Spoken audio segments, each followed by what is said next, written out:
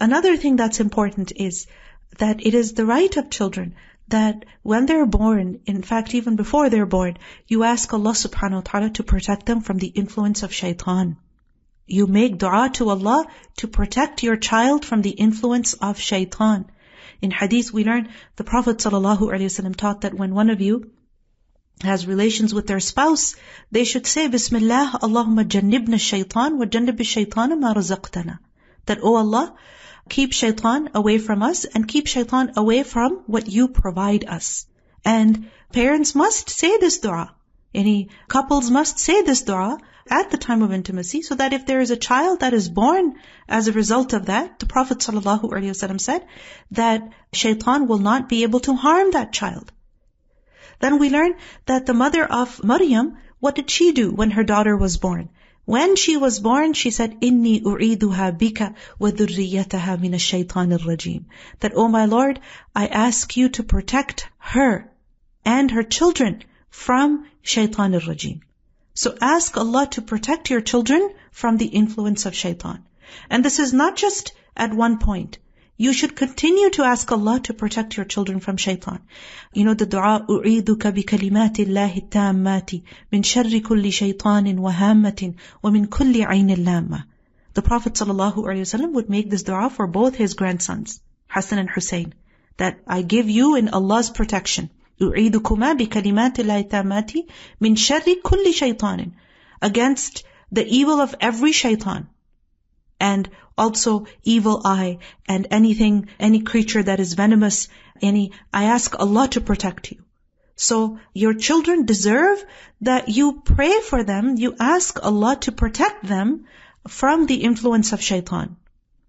Another thing is that parents must teach their children good manners and good behavior and the deen in whatever way that they can. If you can teach yourself, excellent. And if you cannot, then you must provide your children such opportunities. Also, begin by teaching them the rights of Allah. The Prophet ﷺ said, teach the child to pray when he is 7 years old.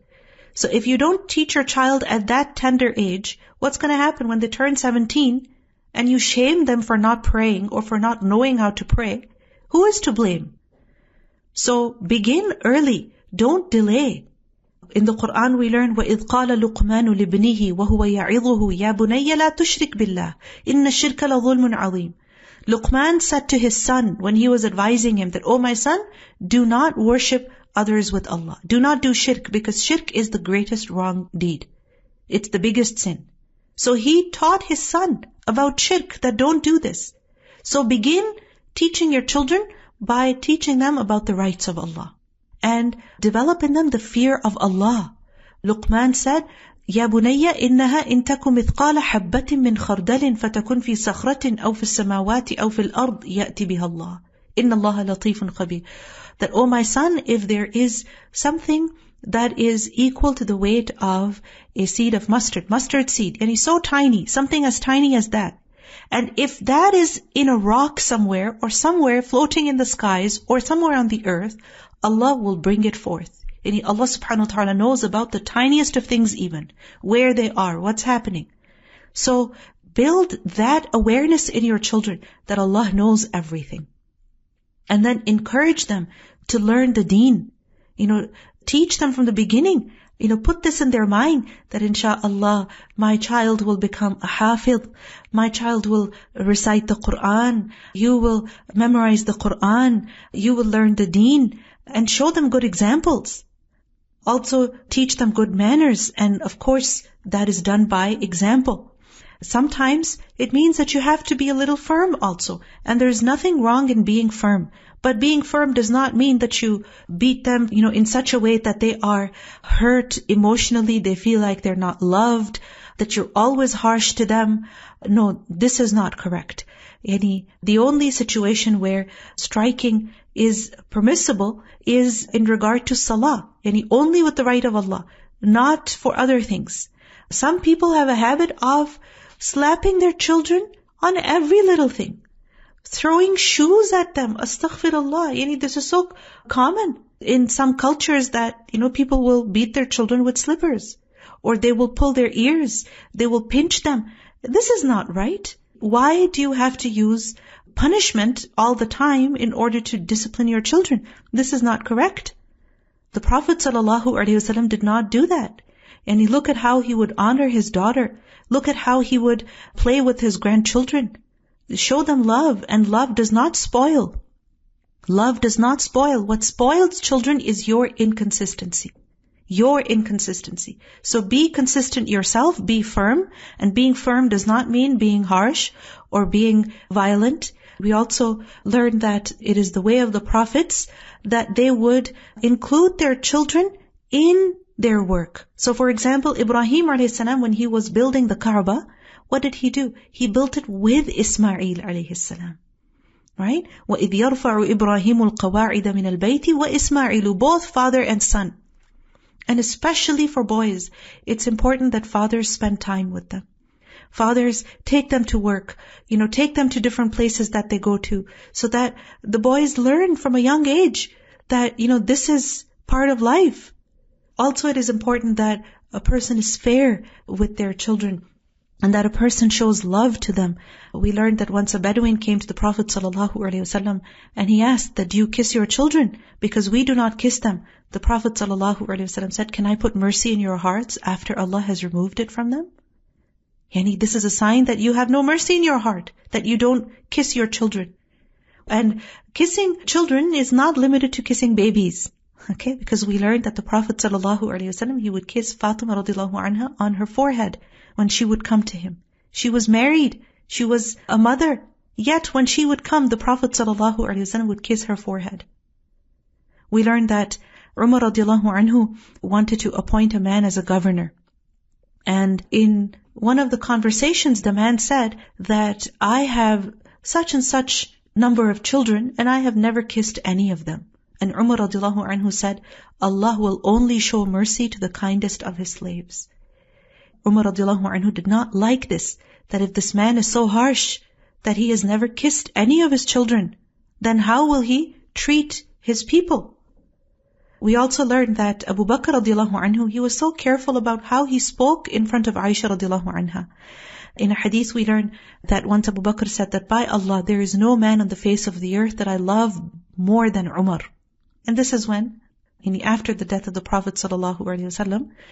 So after some time, Abu Bakr radiallahu anhu came back and he asked Aisha that, what did I say? And she told him, and Abu Bakr radiallahu anhu said that, yes, Umar is dearer to me, although one's child is closer to one's heart.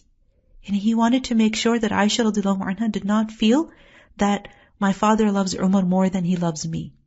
Subhanallah. And Aisha radiallahu anha is an adult at this point, yet he cared about her emotions, her feelings. And sometimes we think we don't have to care about the feelings of our children because, tough love. The Prophet ﷺ, he said about his grandchildren, they are my sweet basil in this world. He was once seen carrying Hassan radiallahu anhu on his shoulders, and he was saying, oh Allah, I love him, so you love him.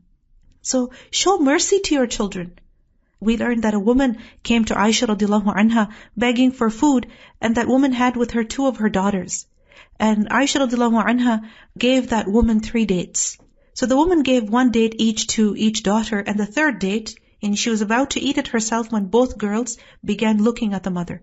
So the mother broke her date into 2 halves, and she gave each half to each daughter. And she basically ate nothing herself. And Aisha radiallahu anha was amazed by that. And she mentioned that to the Prophet ﷺ, and the Prophet ﷺ said, are you surprised at that? Allah will show mercy to her because she was merciful towards her child. So when a mother is merciful to her child, a father is merciful to a child, this is a means of earning the mercy of Allah for yourself. Also, it is of the rights of children that when they reach adulthood, then you help them get married. You find them a good spouse. You help them get settled. You help them become independent, to stand on their feet.